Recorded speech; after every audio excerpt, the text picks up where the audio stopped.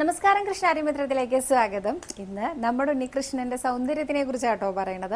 ഭഗവാന്റെ സൗന്ദര്യം വർണ്ണിക്കാൻ വാക്കുകളില്ല എന്ന് കേട്ടിട്ടില്ലേ? ആയിരം നാവുള്ള അനന്തന് പോലും ഭഗവാന്റെ മാഹാത്മ്യവും സൗന്ദര്യവും ഒന്നും വർണ്ണിക്കാൻ സാധിച്ചിട്ടില്ല എന്നല്ലേ പറയാറുള്ളത്. അപ്പൊ ഇന്നത്തെ സൗന്ദര്യം, ഇന്ന് ആരാണ് സൗന്ദര്യം വർണ്ണിക്കുന്നത് അറിയോ? സാക്ഷാൽ ഗുരുവായൂരപ്പൻ തന്നെയാണത്രേ. ദ്വാരകാപുരിയിൽ വെച്ച് ഒരിക്കൽ രുക്മിണി മണിമന്ദിരത്തില് ഭഗവാൻ ഇങ്ങനെ വിശ്രമിക്കുന്ന സമയത്ത് ആ മേശപ്പുറത്തിരിക്കണ എന്തോ ഒരു സാധനം എടുക്കുന്നതിന്റെ കൂട്ടത്തിലാണ് പണ്ട് രുക്മിണി എഴുതിയ സന്ദേശം ഭഗവാൻ കാണാനിടയായത്.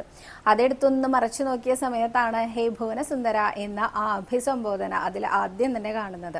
ഇത് കണ്ട സമയത്ത് ഭഗവാന് തോന്നി, ഇത്രയൊക്കെ സൗന്ദര്യം ഉണ്ടോ എനിക്ക്, അങ്ങനെയൊക്കെ ഭുവനസുന്ദര എന്നൊക്കെ വിശേഷിപ്പിക്കാൻ മാത്രം എന്ന് ഇതൊന്നും അറിയണല്ലോ എന്ന് കരുതിയിട്ട് ആ അലങ്കാരങ്ങൾ ചെയ്യുന്ന കണ്ണാടി മുറിയിലേക്ക് ഭഗവാൻ പ്രവേശിച്ചു എന്നാ പറയണത്.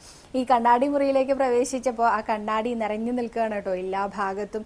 അതങ്ങനെയാണല്ലോ കാണാൻ, ഇങ്ങനെ എല്ലാ ഭാഗത്തും ഉള്ള കണ്ണാടി. അപ്പൊ ഭഗവാൻ അതിന്റെ മുന്നിലൊന്ന് ചെന്ന് നിന്നപ്പോ തിരക്കേടില്ല, കാണാൻ സൗന്ദര്യമൊക്കെ ഉണ്ട് എന്ന് തോന്നിത്രേ. അടുത്ത നിമിഷം ഭഗവാൻ ആ ഉത്തരീയമൊക്കെ ഒന്ന് ചുമലിലേക്ക് ഒന്ന് നേരെക്കിട്ടപ്പോ ഒന്നുകൂടി സൗന്ദര്യം തോന്നിത്രേ. അത് കഴിഞ്ഞപ്പോ കൈ ഇങ്ങനെ കെട്ടിക്കൊണ്ട് നിന്ന എങ്ങനെ ഇരിക്കും, കാലൊന്നിങ്ങനെ ഉയർത്തി വെച്ചാൽ എങ്ങനെ ഇരിക്കും, അങ്ങനെ പലതരത്തിലും പോസ് ചെയ്യാൻ തുടങ്ങി ഇത്രേ ഭഗവാൻ. ഇത് ഏതാണ്ടൊരു 4 മണിക്കാണത്രേ, ഈ വൈകുന്നേരങ്ങളിൽ. ഇതിങ്ങനെ തുടർന്ന് അവസാനം 5:30 ആയപ്പോഴാണത്രേ രുക്മിണി വന്ന് നോക്കുന്നത്. എന്താ ഈ അടച്ചിട്ട മുറിക്കകത്ത് ഭഗവാന്റെ പരിപാടിയെന്ന്. ഇതിങ്ങനെ അറിയാൻ വേണ്ടിയിട്ട് രുക്മിണി ഇങ്ങനെ കൊട്ടിത്തട്ടി വിളിക്കാൻ തുടങ്ങി, വാതിൽ എന്താ തുറക്കാത്തേന്ന്.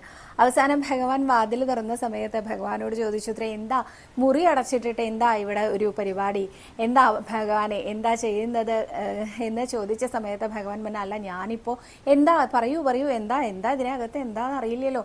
അതിപ്പോ രുക്മിണിയുടെ ആ ഒരു മണിമന്ദിരമാണ്, അവിടെ രുക്മിണിയുടെ അലങ്കാര കോപ്പുകളൊക്കെ ഉണ്ട്, ഇതിനകത്ത് ഇപ്പൊ എന്താ ഉണ്ടായെന്നറിയില്ല. ഇങ്ങനെ ഓരോന്ന് പറയാൻ തുടങ്ങിയപ്പോഴും അവസാനം ഭഗവാൻ പറഞ്ഞു, ഞാനിതാ ഈ കണ്ണാടിയുടെ മുമ്പിൽ അങ്ങോട്ട് പെട്ടുപോയതാണെന്ന്. അങ്ങനെ ഭഗവാൻ തന്നെ ഭഗവാന്റെ സൗന്ദര്യം കണ്ട് ഭ്രമിച്ചു പോയി എന്നാണ് പറയുന്നത് കേട്ടോ. അപ്പൊ അത്രയും സുന്ദരനാണത്രേ നമ്മുടെ ഉണ്ണികൃഷ്ണൻ. അത് ഇന്നും നമുക്ക് സംശയമില്ലാത്ത കാര്യമാണല്ലേ. ഒരിക്കൽ കണ്ടാൽ മതി നമുക്ക് ഗുരുവായൂരപ്പനെ പിന്നെയും കാണാൻ തോന്നുന്ന അത്രയും സുന്ദരനാണ് നമ്മുടെ ഉണ്ണികൃഷ്ണൻ അല്ലേ.